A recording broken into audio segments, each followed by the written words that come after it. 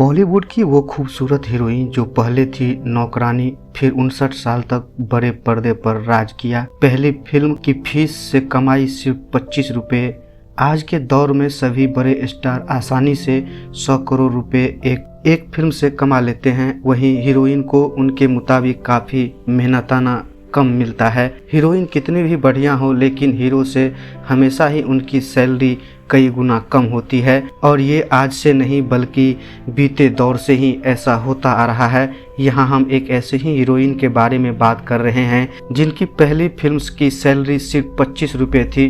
दरअसल यहाँ हम 70 के दशक की हिट एक्ट्रेस शशि कला के बारे में बात कर रहे हैं, जिन्होंने लंबे वक्त तक पर्दे पर राज किया है। उन्होंने करीब 100 बॉलीवुड फिल्मों में काम किया था और फिल्म इंडस्ट्री में उनका संघर्ष काफ़ी लंबा चला था। शशि का पूरा नाम शशि कला जावलकर था और वे एक मराठी परिवार से आती थी।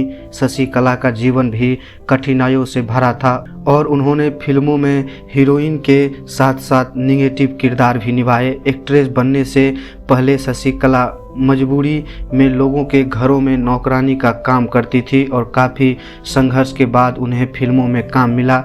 आपको बता दें कि शशि कला एक अमीर फैमिली से आती थी और उनके पिता एक बड़े बिजनेसमैन हुआ करते थे, लेकिन बाद में उनके परिवार के साथ कुछ ऐसा हुआ कि वे अर्श से फर्श पर आ गिरी। शशि कला ने एक इंटरव्यू में कहा था कि मेरे पिता अपनी सारी कमाई अपने छोटे भाई को भेज देते थे जो कि लंदन में पढ़ाई कर रहा था।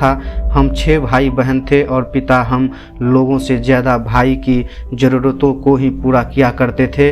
पर एक समय ऐसा आया जब उनके छोटे भाई को बहुत अच्छी नौकरी मिल गई, लेकिन फिर उन्होंने हमारे परिवार को पीछे छोड़ दिया था।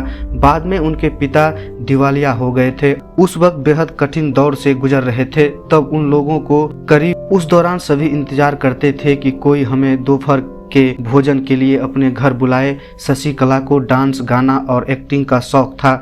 सोलापुर जिले के कई शहरों में कई स्टेज शो कर सबका दिल जीत लिया। उस वक्त शशि कला महज 5 साल की थी।